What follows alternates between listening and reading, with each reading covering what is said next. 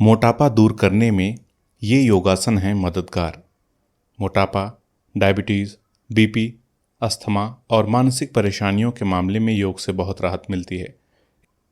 सबसे पहले तो ये समझ लेते हैं कि योग का क्या मतलब है। योग में आहार विहार यानी हमारे खान पान और रहन सहन दोनों को सही करने पर जोर होता है। अष्टांग योग के मुताबिक योग के 8 अंग हैं: यम, नियम, आसन, प्राणायाम, प्रत्याहार, धारणा, ध्यान और समाधि।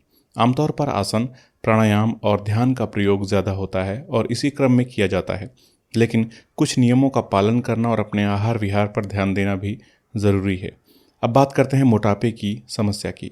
मोटापे का मतलब ये है कि शरीर में ज़रूरत से ज़्यादा फैट जमा हो गया है। शरीर में किसी न किसी असंतुलन के चलते ऐसा होता है।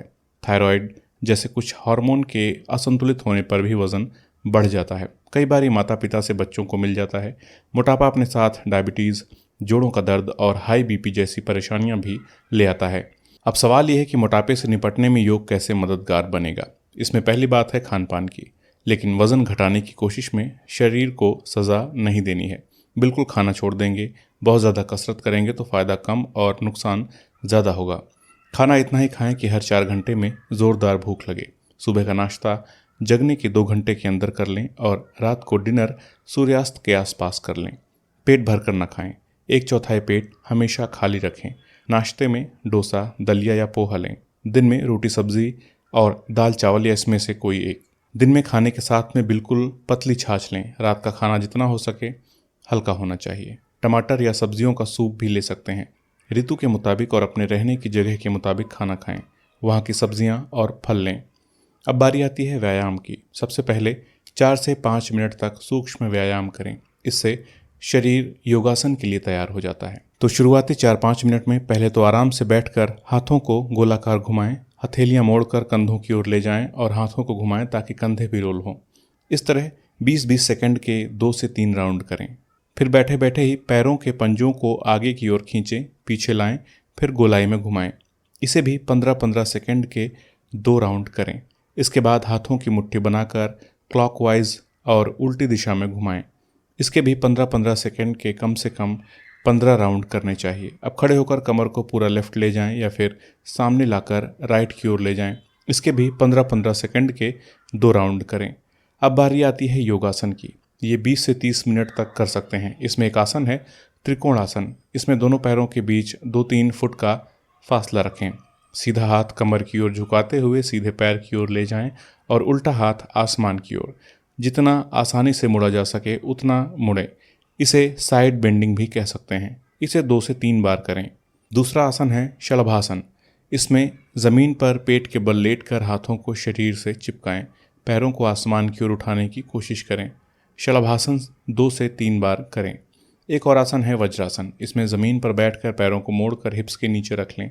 वज़न घुटनों पर रहेगा। हाथों को मोड़कर जांघों पर रख लें। कमर सीधी रखें।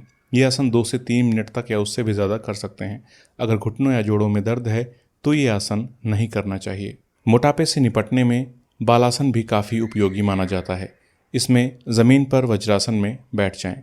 दोनों हाथों को ऊपर की ओर उठाकर सिर आगे की ओर नीचे झुकाएं। हाथ आगे बढ़ाकर ज़मीन से छूने की कोशिश करें। इसे 2 से 3 बार करें, लेकिन घुटनों या जोड़ों में दर्द है तो ये आसन न करें। एक और उपयोगी आसन है जिसका नाम है विपरीत कर्णी मुद्रा। इसमें दीवार की ओर मुंह करके ज़मीन पर लेट जाएं। दोनों पैरों को ऊपर उठाकर दीवार के सहारे टिका दें। फिर पैरों को धीरे धीरे थोड़ा सा अपनी ओर झुकाएं। यह आसन 3 से 4 बार करें और फिर सबसे अंत में बारी आती है शवासन की। इसके लिए पीठ के बल सीधे लेट जाएं और गहरी सांस भरकर शरीर को ढीला छोड़ दें। हथेलियां आकाश की ओर रखें और आंखें बंद। कम से कम 5 मिनट तक शवासन की मुद्रा में रहें। ये जो आसन हैं ये शुरुआती स्तर के हैं। जब इनका अच्छा अभ्यास हो जाए और शरीर लचीला होने लगे तो फिर बारी आती है सूर्य नमस्कार और धनुरासन जैसे आसनों की। लेकिन एक बात याद रखें कि कोई भी आसन अच्छे गुरु के साथ या उनके मार्गदर्शन में ही करना चाहिए। जहाँ तक सूर्य नमस्कार की बात है तो योग गुरु की सलाह से 12 क्रियाएं पूरी करें। एक बार लेफ्ट से फिर राइट से। इस तरह 24 क्रियाएं होंगी। लेकिन बीपी ज़्यादा है तो ना करें या कुर्सी पर बैठकर बिना आगे झुके आराम से करें। शुरुआत में 2 बार और 3 महीने के बाद ज़्यादा से ज़्यादा 11 बार ही करें। जिन लोगों को सर्वाइकल की समस्या है या बैक पेन की वे लोग भी ये आसन न करें।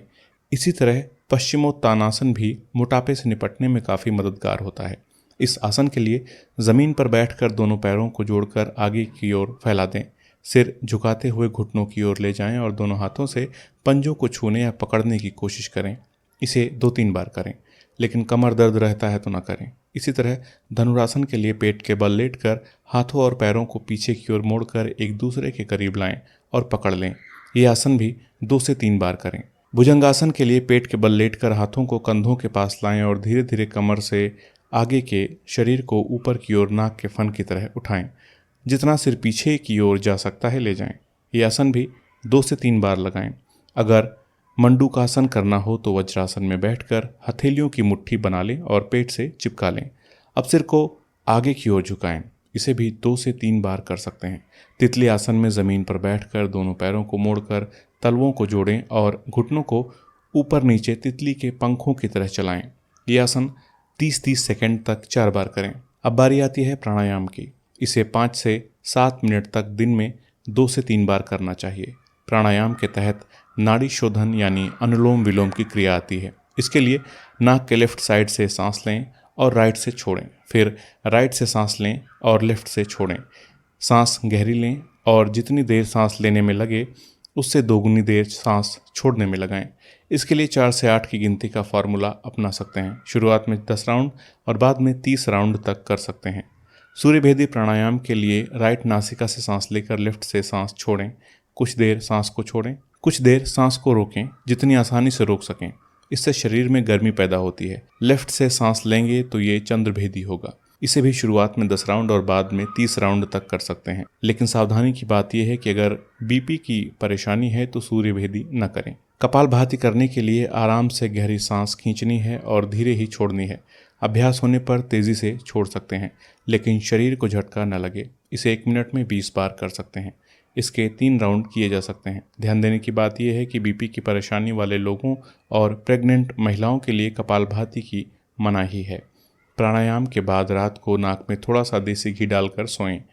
इसके बाद बारी आती है ध्यान की। एक बार में कम से कम 5 मिनट ध्यान करें और हो सके तो दिन में 2 बार करें। ओमकार जप करें या कोई मंत्र उच्चारण। अगर कुछ न समझ आए तो आंखें बंद करके आसपास की आवाज़ें सुनें।